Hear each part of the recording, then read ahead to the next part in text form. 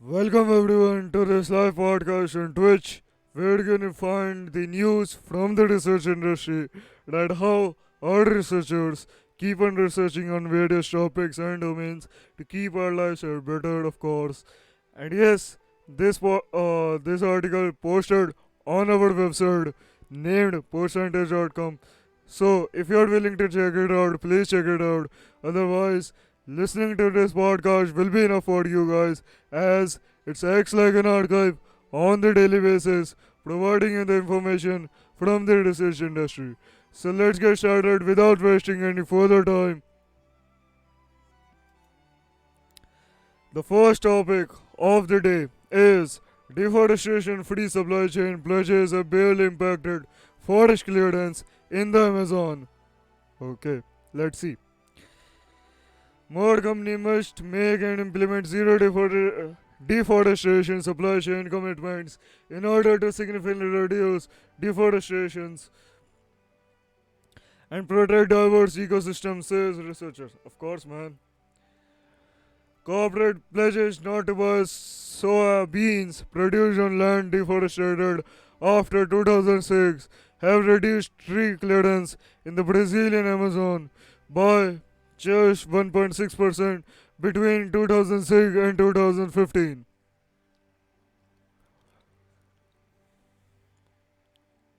This equates to a protected area of 2300 km per square in the Amazon rainforest, barely the size of Oxfordshire in the UK. The finding made by tracing traders' soya supplies back to their source are published today in the journal Environmental Research Letters. The work involved a team from the University of Cambridge, Boston University, Zurich, and New York University. The researcher also discovered that in the Cerrado, Brazil, tropical savanna zero deforestation commitments have not been adopted effectively, leaving over 50% of soya suitable forest and their biodiversity without protection. Brazil has the largest remaining tropological forest on the planet, but these are being rapidly cleared to rear cattle and grow crops including soybean. Demand for soy is surging around the world, and an estimated 4,800 kilometers square of rainforest is cleared each year to grow soybeans. The majority of soya is consumed indirectly by humans. Soybean is widely used as feed for factory farm chickens, pigs, fish, and cattle. It also accounts for around 27% of global vegetable oil production, and as a complete protein source, it often forms a key part of vegetarian vegan diets. By 2021, at least 94 companies had adopted zero deforestation commitments, pledging to eliminate deforestation from their supply chain. But the study revealed that many of these commitments are not put into practice. And the researcher says that adoption of zero deforestation commitments is lagging among and small and medium sized food companies. Zero deforestation pledges are a great first step, but they need to be implemented to have an effect on forests, and right now it's mainly the bigger companies that have the resources to do this, said Professor Rachel Garrett, modern professor of conservation and development at the University of Cambridge Conservation Research Institute, a joint senior author of the report. She added, if soybean traders actually implemented their global commitment for zero deforestation production, current level of forest clearance in Brazil could be reduced by around 40%. Deforestation is the second largest contributor to global greenhouse gas emission after fossil fuel use. It also causes the loss of diverse animal and plant life, threatens the livelihoods of indigenous groups, and increases inequality and conflict. The researchers say that the supply chain of the other food products, including cattle, oil palm, and cocoa supply chains, are more complex than soy. making them even more difficult to monitor. If supply chain policies intend to contribute to the task of tackling deforestation in Brazil, it's crucial to expand zero deforestation supply chain policies beyond soy, said Garrett, who is also professor of environmental policy at ETH Zurich. A soy moratorium was the first voluntary zero deforestation commitment in the tropics. By signing it, companies agreed not to buy soybeans produced on land deforested after 2006. But while the commitment was implemented in the Brazilian Amazon, most Brazilian soy is produced in the Cerrado, which is rich in biodiversity. The researchers say that funding suggests private sector efforts are not enough to halt deforestation. Supportive political leadership is also vital to conservation efforts. Supply chain governance should not be substituted for state-led forest policies, which are critical to enable zero deforestation. Monitoring and enforcement have better potential to cover different crops, land users, and regions, said Garrett. In 2021, the COP26 Glasgow leaders declaration forest and land use committed to halt the reverse deforestation by 2030. It was signed by over 100 countries representing 85% of global forest. I mean, it's a great initiative by such organization and everyone to uh, uh, to supply and increase the forestation in the forest areas and everyone else. I mean, yep. Moving on to our next topic. River longer than the Thames beneath Antarctica ice sheets could affect ice loss. An unexpected river found under the Antarctica ice sheet affects the flow and melting of ice, potentially accelerating ice loss as the climate warms. The 460-kilometer long river is revealed in a new study which details how it collects water at the base of the Antarctica ice sheets from an area the size of Germany and France combined. Its discovery showed the base of the ice sheet has more active water flow than previously thought, which could make it more susceptible to changes in climate. The discovery was made by researchers at Imperial College London, the University of Waterloo, Canada, University Malaysia, Terengganu, and Newcastle University, with the details published today in the Nature Geoscience. Co-author Professor Martin Seigert from the Gotham Institute at Imperial College London said, when we first discovered lakes beneath the Antarctica ice a couple of decades ago, we thought they were isolated from each other. Now we are starting to understand they are whole system down there, interconnected by vast river networks, just as they might be if there weren't thousands of meters of ice on top of them. The region where this study is based hold enough ice to raise the sea level globally by 4.3 per 3 meter. How much of this ice melt and how quickly is linked to how slippery the base of the ice is.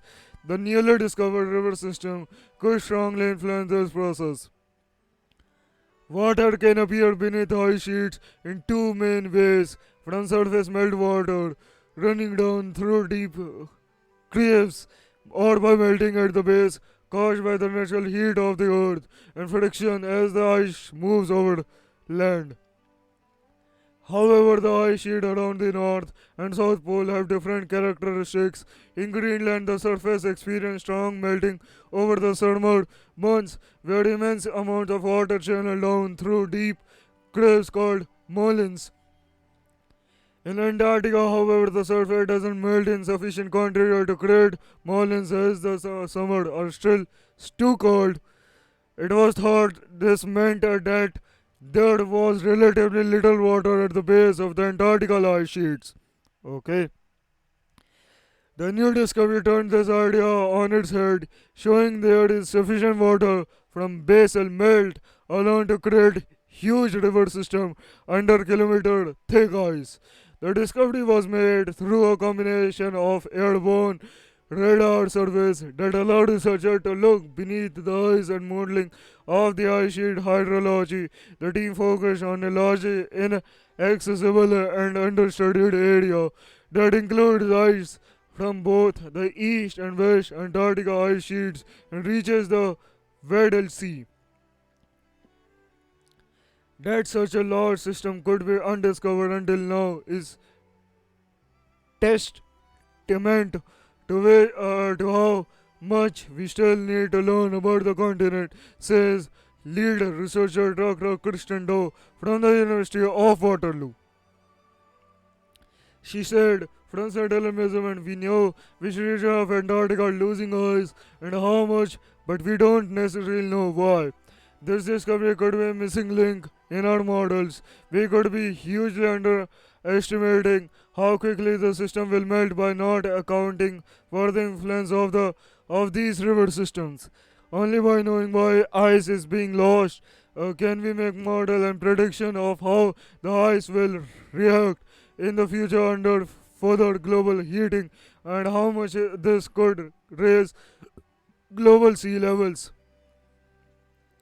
For example, the newly discovered river emerges into the sea beneath a floating ice shelf where a glacier extending out from the land is buoyant enough to begin floating on the ocean water.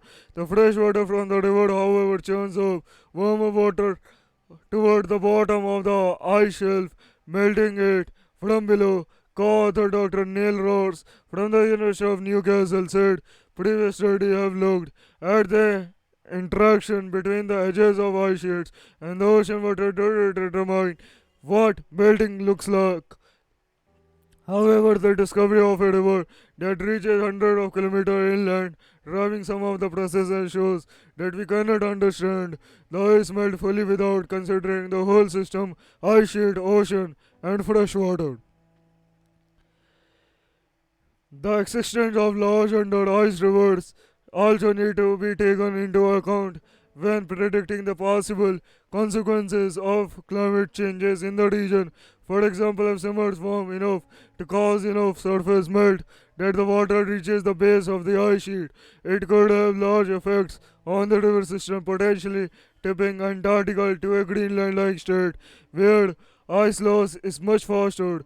There are also potential feedback loop that would accelerate ice loss. For example, if the ice starts to flow faster as water accumulates at the base, then this will increase friction where the ice runs over dry land, which could increase the amount of basal melting and water produced.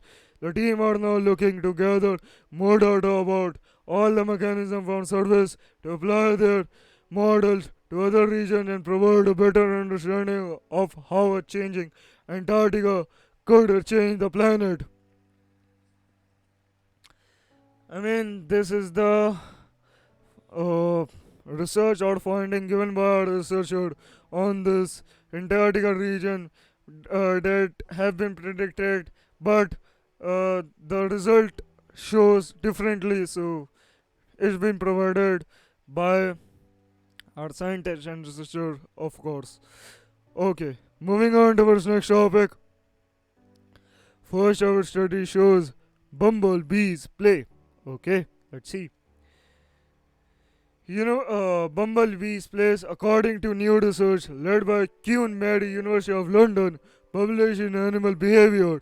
It is the first time that object play behavior has been shown in an insect, adding to mounting evidence that bees may experience positive feelings. The team of researchers set up numerous experiments to test their hypothesis, which showed that bumblebees went out of their way to roll wooden balls repeatedly despite there being no apparent incentive for doing so. The study also found that younger bees rolled more balls than older bees, mirroring human behavior of young children and other juvenile mammals and birds being the most playful, and that male bees rolled them for longer than their female counterparts. The study followed 45 bumblebees in an arena and gave them the option of walking through an unobstructed path to reach a feeding area or deviating from this path into the areas with wooden balls. Individual bees rolled balls between 1 and impressively 117 times over the experiment. The repeated behavior suggested that ball rolling was rewarding. This was supported by a further experiment where another 42 bees were given access to two colored chambers, one always containing movable walls and one without any objects. When tested and given a choice between the two chambers, neither containing balls, bees showed a preference for the color of the chamber previously associated with the wooden balls. The setup of the experiment removed any notion that the bees were moving the balls for any greater purpose other than play. Rolling balls didn't contribute to survival strategies such as gaining food, clearing clutter, or mating and was done under stress-free conditions. The researchers built on previous experiments from the same lab at Queen Mary, which showed the bumblebees can be taught to score a goal by rolling a ball to a target in exchange for the sugary food reward. During the previous experiment, the team observed that bumblebees rolled balls outside to the experiment without getting any food reward. The new research showed the bees rolling balls repeatedly without being trained and without receiving any food for doing so. It was voluntary and spontaneous, therefore akin to play behavior as seen in other animals. Study first author Samadhi Gal Payesh, PhD student, Queen Mary University of London, says that it is certainly mind-blowing at time amusing to watch bumblebees show something like play. They approach and manipulate these toys again and again. It goes to show once more that despite their little size and tiny brains, they are more than small robotic beings. They may actually experience some kind of positive emotional states, even if rudimentary, like other larger, fluffy, or not so fluffy animals do. This sort of warning has implication to our understanding of sentience and welfare of insect and will hopefully encourages us to respect and protect life on Earth even more. Professor Lars Chitka, Professor of Sensory and Behavioral Ecology at Queen Mary University of London, head of the lab and author of the recent book The Mind of a Bee, says that this research provides a strong indication that insect minds are far more sophisticated than we might imagine. There are a lot of women who play just for the purpose of enjoyment, but most examples come from young mammals and birds. We are producing ever increasing amounts of evidence backing up the need to do all we can to protect insects that are a million miles from the mindless, unfeeling creatures they are traditionally believed to be. Moving on towards next topic, surface waves help map the interior of Mars. It's an interesting because it's about the Mars, so many of researchers and astronomers moving focusing on Mars to sustain to set up the environment and live there. So I mean it's great. So it's been exciting for many of the researchers, mostly astronomers and NASA scientists. So let's read it. What we get. Researchers have observed seismic waves propagating along the surface of a planet other than Earth for the first time. Oh man, great man.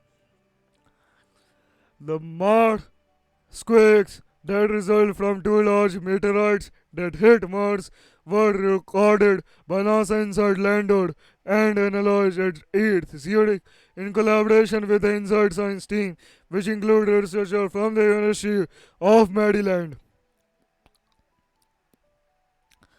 Published in the journal Science on October 27, 2022, the team paper provides new insight into the structure of the Martian crust, bringing scientists closer to learning how the planet formed and evolved over time. This is the first time seismic surface waves have been observed on a planet other than Earth. Not even the Apollo mission to the moon managed it, said the study lead author Doyon Kim. Kim is currently a visiting assistant professor in the UMD Department of Geology and senior assistant at the 8th Institute of Geophysics. After almost 3 years of detecting only body waves, seismic waves traveling through the body of a planet on Mars, the INSIDE team finally observed surface waves seismic waves traveling along the surface of a planet in late December 2021 when two meteoroids collided with the red planet. A typical quake reading led other researchers to suspect the impact sources were near the surface, so they compared the data with information from the Mars Reconnaissance Orbiter. Measures were taken by the orbiter confirmed that both meteoroids had hypocenters, the point of origin for a quake on the surface of Mars. Before this, all our knowledge of the Martian crust was based on what was right below the inside lander, said UMD Associate Professor of Geology veteran Lekik, a co-author of the paper. But Mars is a big planet. We didn't know if the crust was different in other locations across the planet. With these surface waves, we were finally able to obtain a better understanding of the crust along a big stretch of Mars. A planet crust or its outermost solid shell provides important clues about how the adult planet formed and evolved over time. Most planetary crusts, including those of Earth and Mars, formed through early dynamic processes in the mantle and were later modified by other events such as volcanism, sedimentation, erosion, and impact cratering. As a result, crusts can allow researchers to gain a better understanding of the land shaping condition of a planet from billions of years ago. To learn more about the crust of Mars, the research team analyzed the velocity of surface waves coming from the two meteorite impacts. This allowed them to explore the relationship between surface wave velocity, frequency, and depth to estimate the average properties of the crust 3 to 18.6 miles below the surface of Mars. On average, the Martian crust between inside seismometer, the two meteorite impact sites did not vary strongly with depth and had faster seismic velocity than what was previously observed directly below the lander. The faster velocity suggests either compositional differences over reduced porosity in areas transferred by the surface waves. The composition of the crust will determine some of the density, but so will factors like porosity. If you have a lot of holes in the crust, it can also decrease the density of the material, explained UMD Associate Professor of Geology Nicholas Scrimmer, another co-author of the paper. A volcano with all its intrusions and magma coming up through the crust beneath it would have also altered the crust density and composition in that region. As we look further north on Mars, there's probably some sort of surface ice in the crust below the impact site, which is less porous and very different from what we see under the inside lander. The team finding may also provide answers to a century old mystery, the crustal dichotomy of Mars. Mars has a very unique feature, which is the very sharp contrast between its northern and southern hemispheres. Lekic noted, the southern part is really old, has high topography, and is very heavily cratered. Meanwhile, the northern region is volcanic, very low lying, and has comparative few craters. The surface waves we detected helped us learn more about the northern lowlands, where which we have only been able to speculate about before. Our popular theory behind this is that the crust in the northern lowlands and southern highlands are composed of different materials. However, the researcher found that their initial result appeared to disprove this idea, even suggesting the crust structures may be surprisingly similar at certain depths. The team hopes that this research will continue to help researchers investigate similar mysteries and form better model of Mars as exploration continues. Of course, man, of course. I mean, many of the scientists, researchers will be very good, will be happy by listening to this news and having this kind of result from the Mars itself. Moving on towards next topic. Last stroke trial finds intensive blood pressure loading after clot removal worsen recovery. A large shock trial has shown that intensive blood pressure loading the after clot removal worsened recovery. The result of the trial stopped early due to the significance of the findings were presented in a late breaking session at the World Stroke Congress and simultaneously published in the Lancet. Professor Craig Anderson, Director of Global Brain Health at the George Institute for Global Health, said the rapid emergence for this effect suggested the more aggressive approach was compromising the return of blood flow to the affected area. A study provided strong indication that this increasingly common treatment strategy should now be avoided in clinical practices. He had said around 85% of strokes are ischemic strokes caused by the loss of blood flow to an area of the brain due to a blockage in a blood vessel, leading to a loss of neurological function. Endovascular thermobectomy is an increasing used non-surgical treatment of ischemic stroke in which micro catheters are thin tubes visible under X-rays are inserted into the blood clot to resolve it.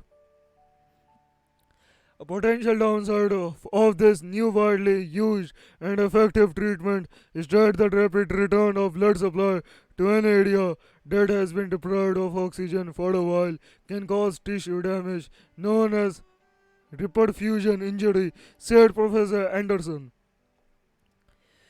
This has resulted in a shift in medical practice towards more intensive loading of blood pressure after clot removal to try and minimize this damage, but without evidence to support the benefit versus potential harms.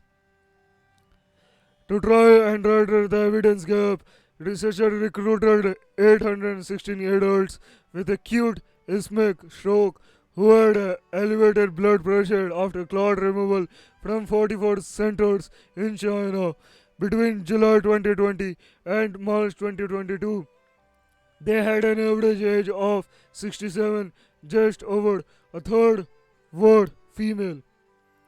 407 were assigned to more intensive target 120 millimeter helium and 409 to the less intensive target 140 to 180 millimeter Hg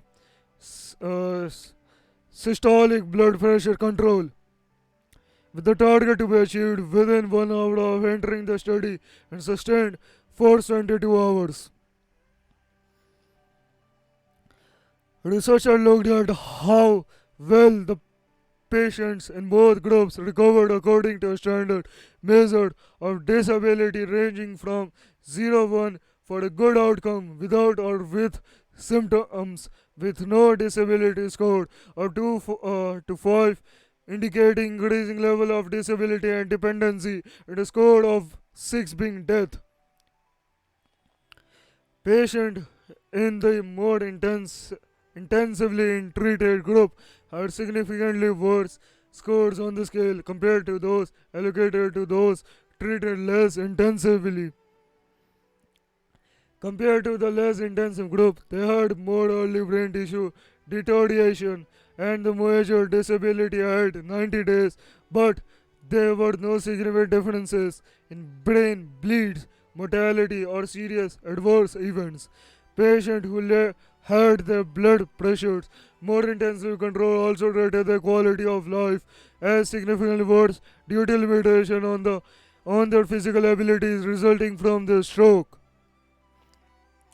Professor Anderson said that after scouring the medical literature, the research team had been unable to find strong enough evidence to recommend the ideal target for blood pressure control after blood clot removal in patients with acute ischemic stroke. While our study has now shown intensive blood pressure control to a systolic target of less than 120 mm Hg to be harmful, the optimal level of control is yet to be defined, he said. Moving on to his next topic, researcher designed next generation electrolytes for lithium metal batteries. A team of researchers discovered a new mechanism to stabilize the lithium metal electrode and electrolyte in lithium metal batteries. This new mechanism, which does not depend on the traditional kinetic approach, has the potential to greatly enhance the energy density, the amount of energy stored relative to the weight of or volume of batteries. The team published their findings in the journal Nature Energy. Lithium metal batteries are a promising technology with the potential to meet demands for high energy density storage systems. However, because of the unceasing electrolyte decomposition in these batteries, their Coulombic efficiency is low. The Coulombic efficiency is also called the current efficiency. Describe the efficiency by which electrons are transferred in the battery. So, a battery with a high Coulombic efficiency has a longer battery cycle life. This is the first paper to propose electrode potential and related structural features as metrics for designing lithium metal battery electrolytes, which are extracted by introducing data science combined with the computational calculation based on our findings. Several electrolytes which enable high Coulombic efficiency has been easily developed, said Utsu Yamada, professor in the Department of Chemical System Engineering at the University of Tokyo. The teamwork has the potential to provide new opportunity in the design of next generation electrolytes for lithium metal batteries. In lithium ion battery, the lithium ion moves from the positive electrode to the negative electrode through the electrode during charge and back when discharging by introducing high energy density electrodes. The battery energy density can be improved. In this context, many study has been conducted over the past decade to change the graphite negative electrode to lithium metal. However, the lithium metal has a high reactivity which reduces the electrolyte at its surface. Because of this, the lithium metal electrode shows a poor Coulombic efficiency. To overcome this problem, scientists have developed functional electrolytes and electrolyte additives that form a surface protective film. This solid electrolyte interface has impact on the safety and efficiency of lithium batteries. The surface protective film prevents direct contact between the electrolyte and lithium metal electrode, thereby kinetically slowing the electrolyte reduction. Yet until now, scientists had not fully understood the correlation between the solid electrolyte interface and the Coulombic efficiency. Scientists know that if they improve the stability of the solid electrolyte interface, then they can slow the electrolyte decomposition and the battery Coulombic efficiency is increased.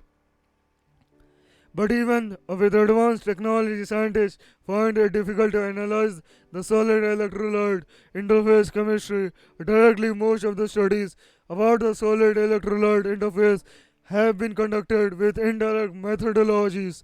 These studies provide indirect evidence, therefore making it hard to develop the electrolyte stabilizing lithium metal that leads to a high Coulombic efficiency. The research team determined that if they could upshift the oxidation reduction potential of the lithium metal in a specific electrolyte system, they could increase the thermodynamic driving force to reduce the electrolyte and thus achieving a higher Coulombic efficiency. This strategy, this strategy had rarely been applied in developing batteries with lithium metal.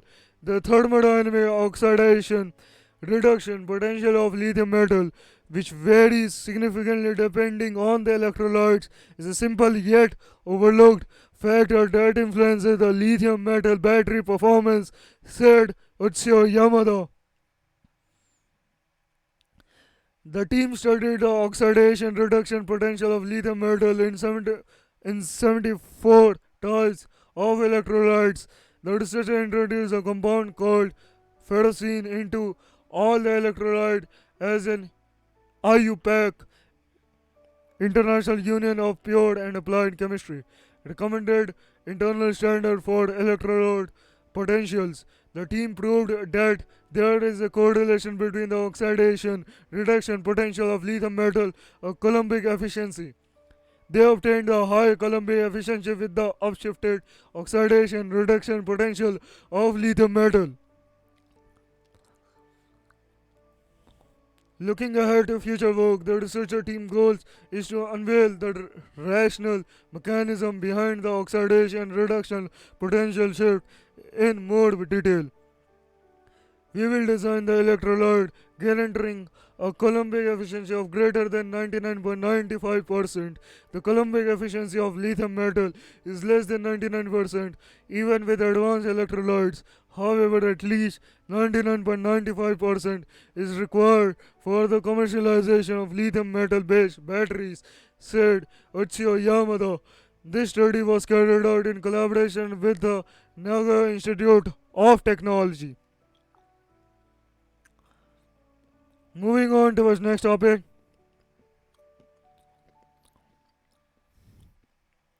improving the efficiency of nano generator that harvest static electricity.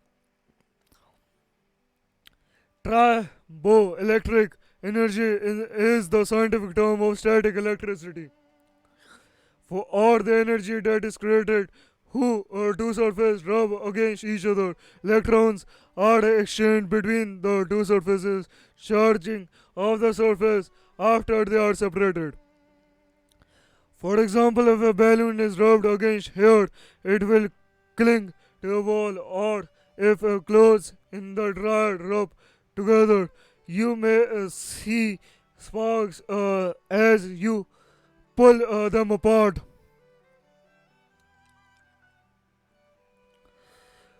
Try bioelectric generators or mechanical energy harvesters that can generate electricity from two surfaces rubbing against each other. This tiny power generator can be used to power wearable electronic devices, sensors, and other advanced technologies.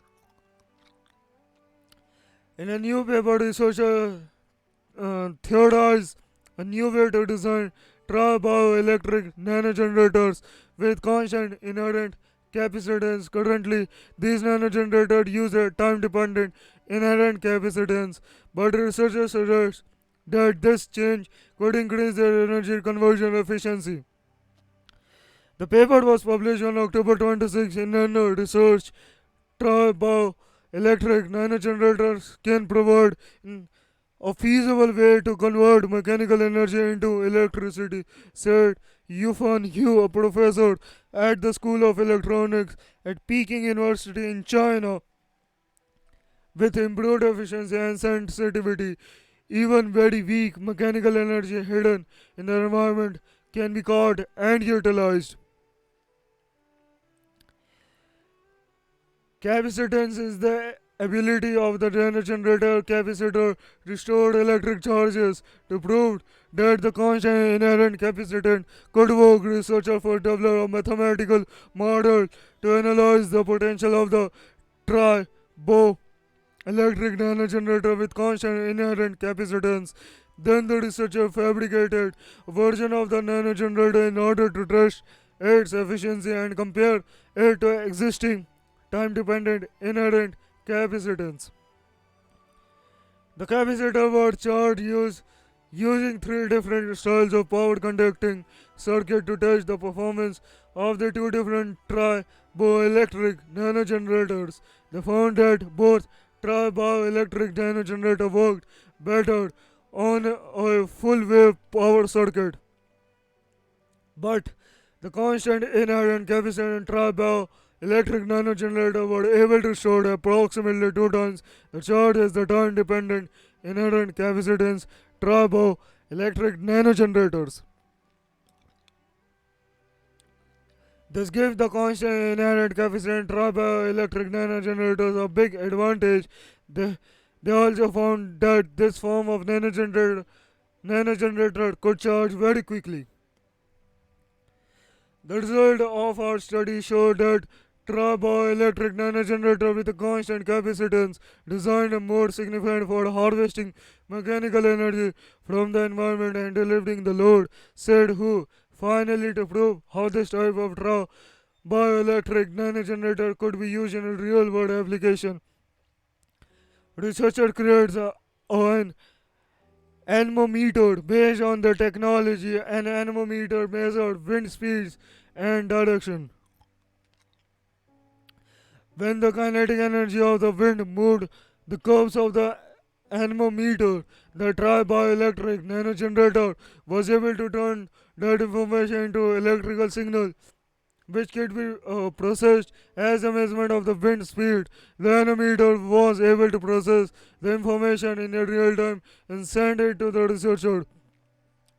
This style of tri-bioelectric nanogenerator is also easy to manufacture and easy to design. So looking ahead, researchers will be studying how to make the device even more practical so it can be applied to a wide range of devices. This will also study how to improve its efficiency even more. The next step is to miniaturize the device and optimize the power management circuits. Ultimately, tri-bioelectric nanogenerators will be able to serve in an integrated electronic system with a small footprint, said Hu. Moving on towards next topic. New studies shed light on basic biology of frontotemporal dementia. Dementia encompasses a range of neurodegenerative conditions that leads to memory loss and cognitive deficiency and affect some 55 million people worldwide.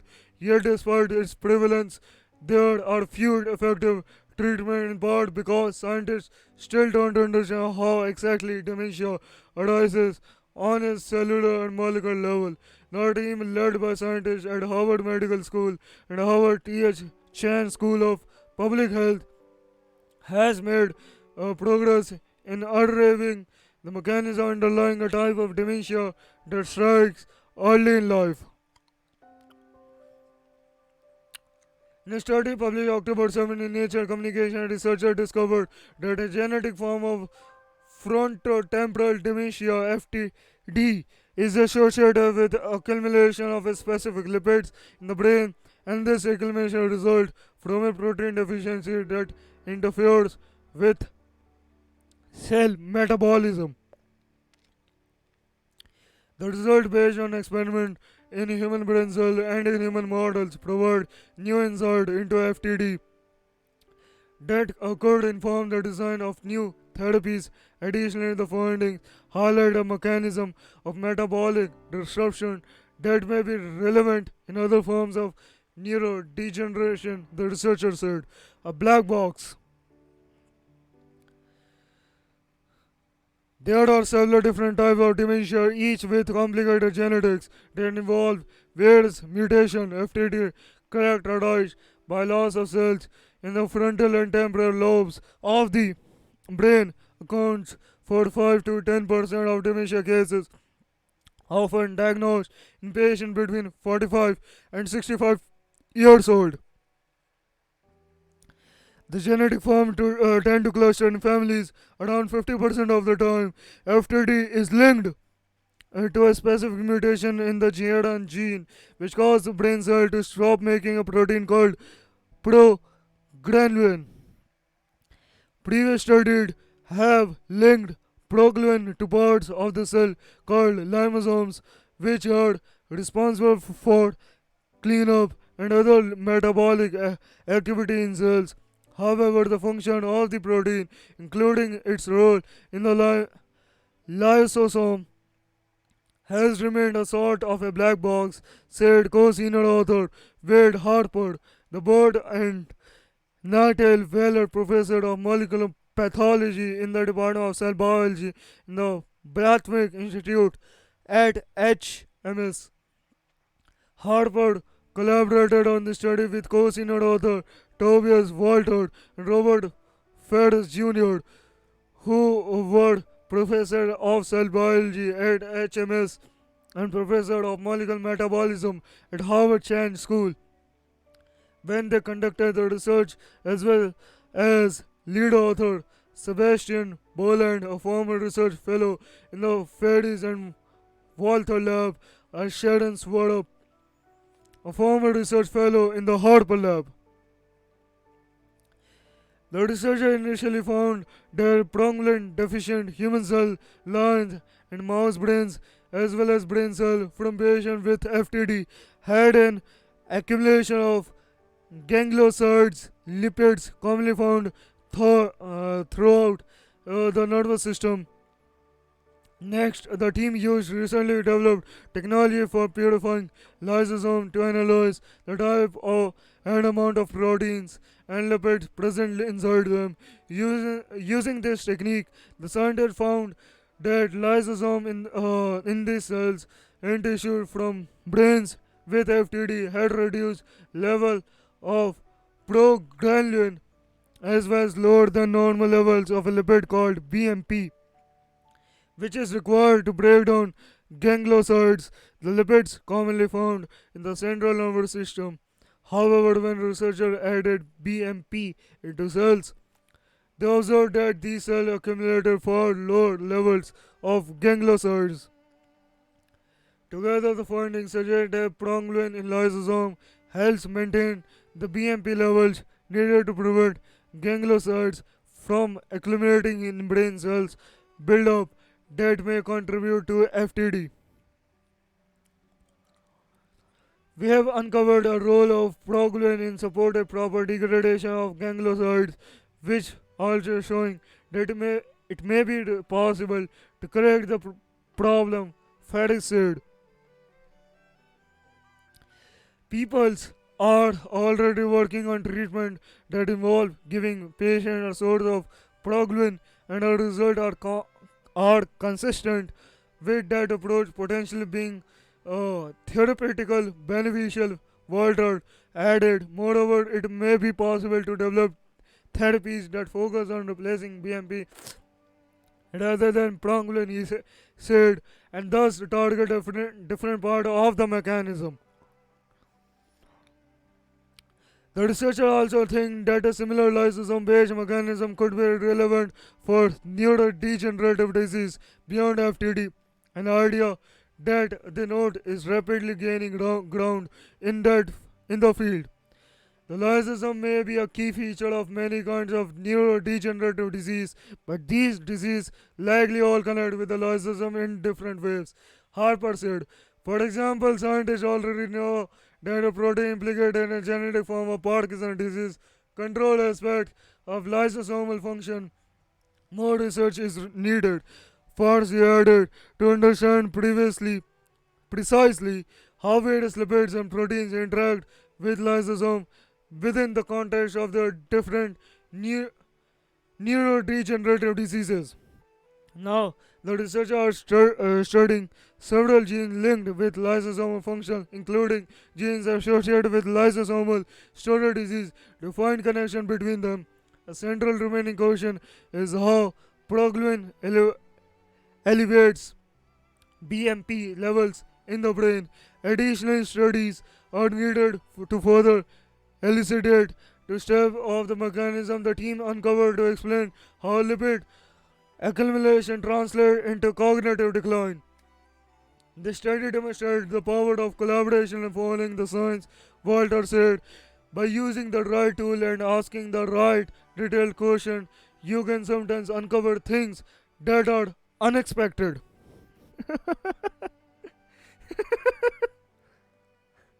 Okay, man, okay.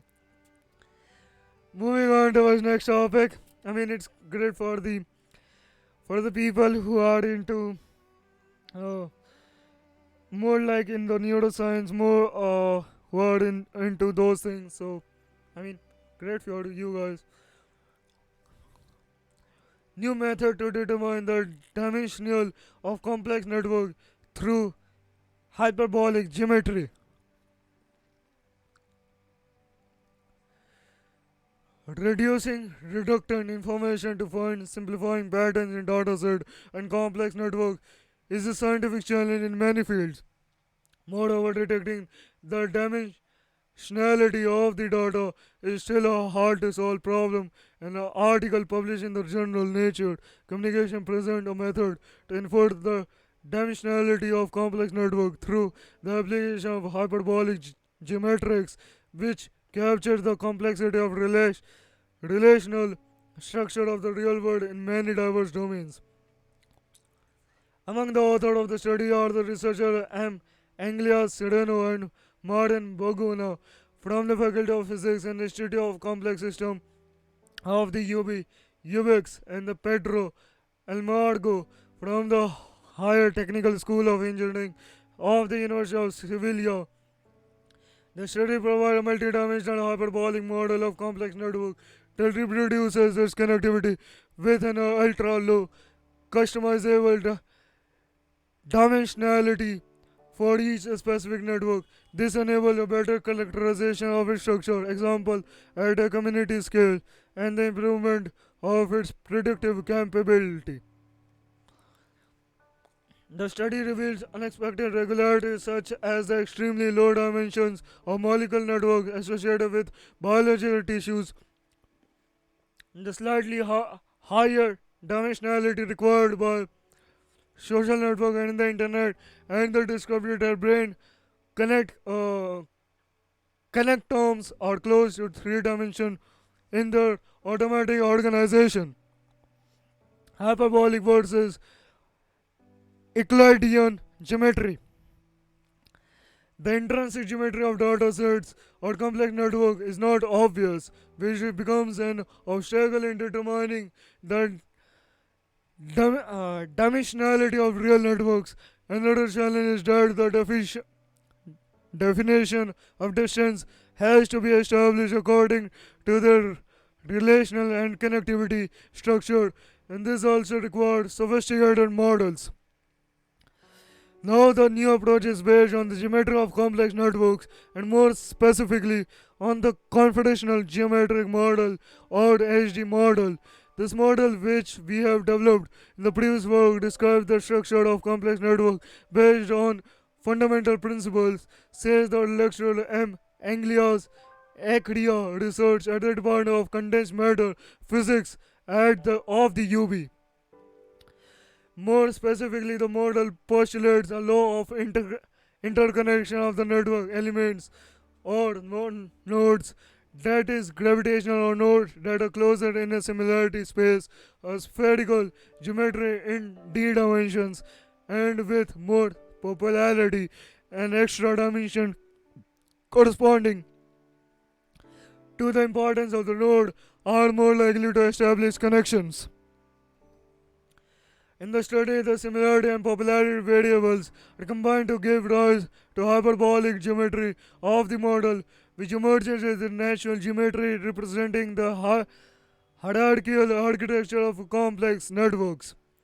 In previous studies, the team had applied the simplest version of the one-dimensional SD model, the S1 model.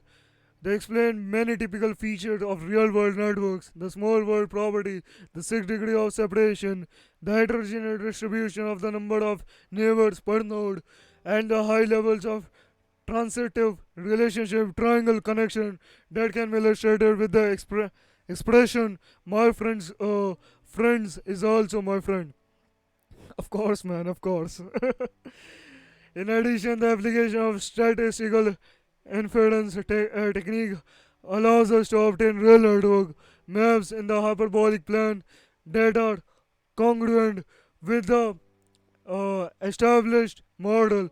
Engler says, beyond visualization, these representations have been used in a multitude of tasks, including efficient navigation methods, the detection of self similarity patterns, the detection of strongly interacting communities of nodes, and the implementation of a network renormalization procedure that reveals hidden symmetries in the multi-scale organization of complex networks and allows the production of network replicas at reduced or enlarged scales. Now the team enforced the dimensionality of the hyperbolic space underlying the real network from property that relate to the dimension of, of their geometry.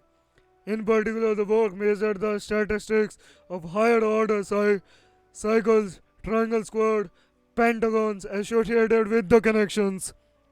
Methodology applicable to all complex network. In computer science, the applied techniques are based on data that typically make definitions of similarity distance between their elements, an approach that involves the construction of graphs that are mapped onto a latent space.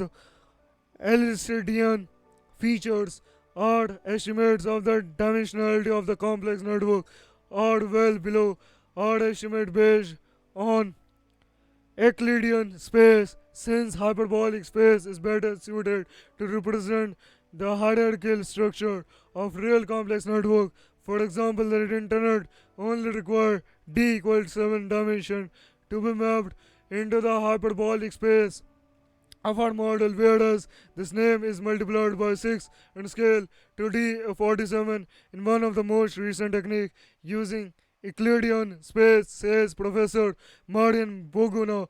In addition, technique for mapping complex data usually assume a latent space with a predetermined name of dimension or implement heuristic technique to find a suitable value. Thus, the new method is based on a model that does not need the spatial mapping of the network to determine the dimension of its geometry. In the field of network science, many methodologies use the shortest distances to study the connectivity structure of the network. Shortest path as a metric space. However, these distances are strongly affected by the small world property and do not provide a wide range of distance values. Our model uses a completely different definition of distance based on an underlying hyperbolic space, and we do not need to map the network. Our methodology is applicable to any real network or data series with complex structure and with a size that is typically thousands or tens of thousands of nodes but can reach hundreds of thousands in a reasonable computational time, says M. Inglia Sedeno. What is the real dimensionality of social networks and the internet? Social network and the internet is higher between 6 and 9 compared to network in other domains.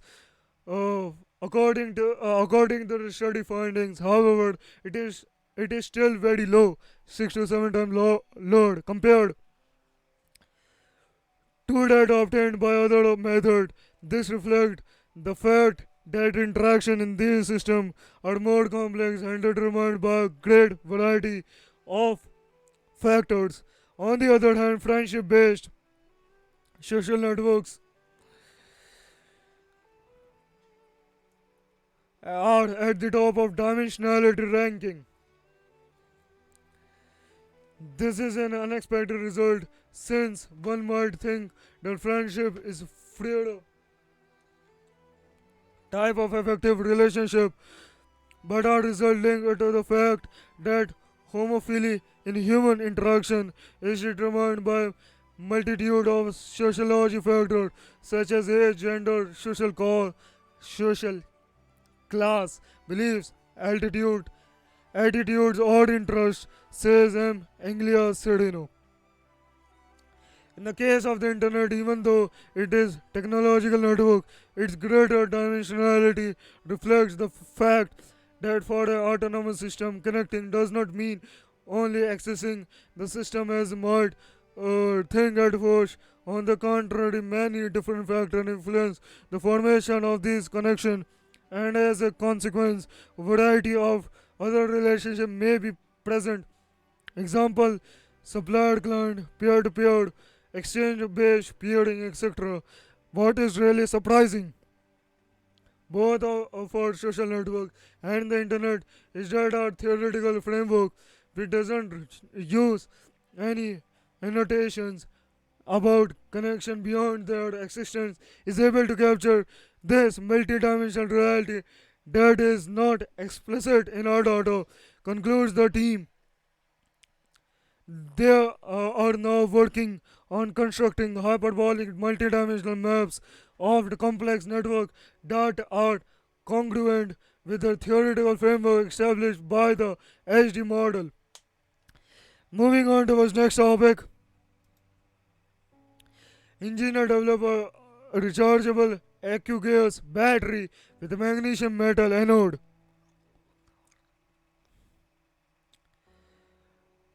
Despite their popular use today, lithium ion batteries have the drawbacks of being toxic and expensive. With the added complication of a global supply storage of the metal, for decades researchers have tried to look for alternatives that are more environmentally friendly, safer, and of low cost. A team of researchers led by Professor Dennis Leungwang from the Department of Mechanical Engineering at the University of Hong Kong (HKU) has discovered a new possibility: a rechargeable aqueous battery with a magnesium metal anode.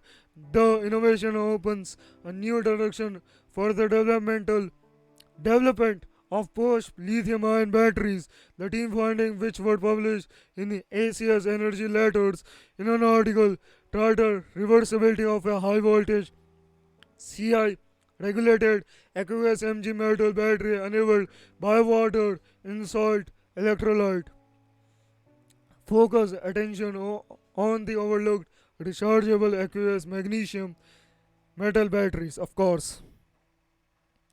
With a high theoretical capacity and negative ultra electrochemical potential, magnesium is an attractive anode material, said Professor Leung. Magnesium is also non-toxic, and earth abductant. Mg makes up over 2% of the earth crust and is 1000 times more abductant than lithium.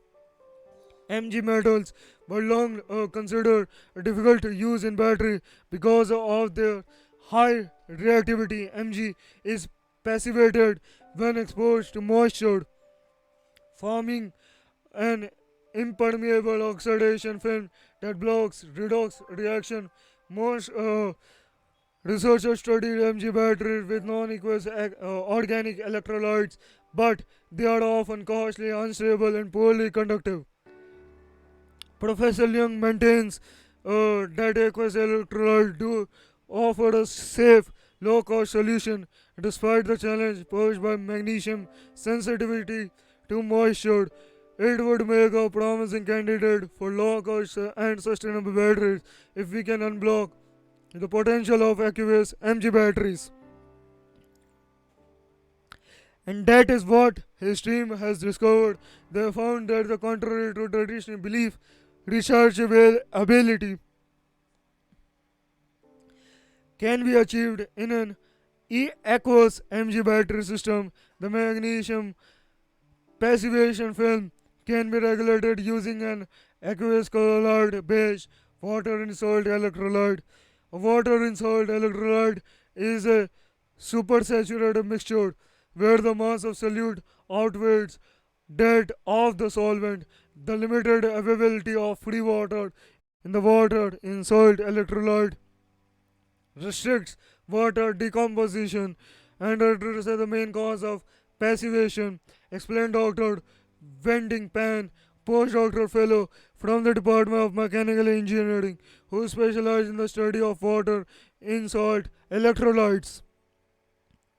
The team also found that the absorption of chloride ions can protect the magnesium surface by partially dissolving oxides and exposing native metal for redox reaction with limited free water. The chloride based water in salt electrolyte successfully compacts magnesium passivation.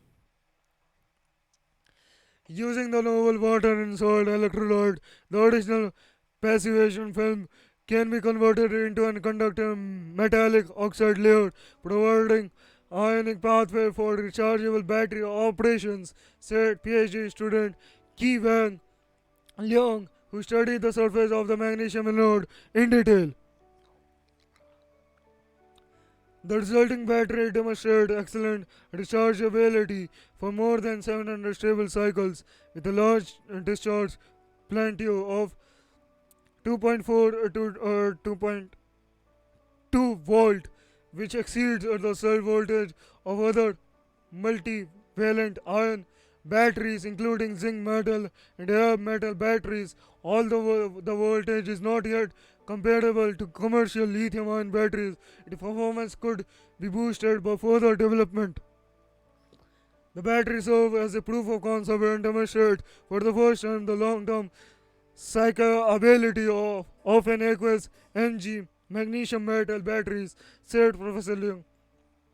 Everyone is researching on the magnesium batteries and other source of energy that can be change the lithium energy to the magnesium and whatever the any other source for the rechargeable battery, because it's been very difficult for everyone to have a lithium, and where the lithium founds is it's going to be the monopoly of that country or that region. So I mean it's a biological aspect, so and the geological aspect. So these are the things on everyone is looking forward.